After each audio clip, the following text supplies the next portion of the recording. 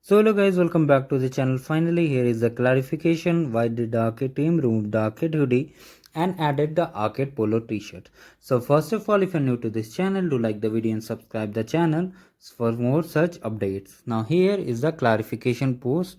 Let's read it together. So basically the reason for removing the arcade hoodies was based on the past feedback, resources and logistics.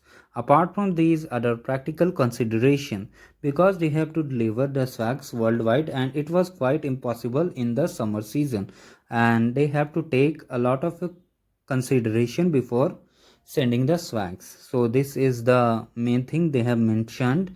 Also in the history, they never sent hoodies as a gift to all the participants in summer season, and don't need to worry, it will be back in the winter in the July to December cohort.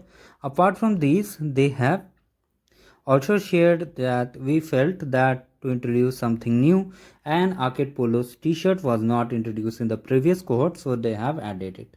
I know you may feel bad that hoodie was better, but it will be back soon. So apart from these, they have also mentioned that our prime focus should be learning, not on the goodies, because goodies can be a first step of motivating factor to showcase your commitment on GCP, but they should not be the primary focus that you are doing this program only for goodies.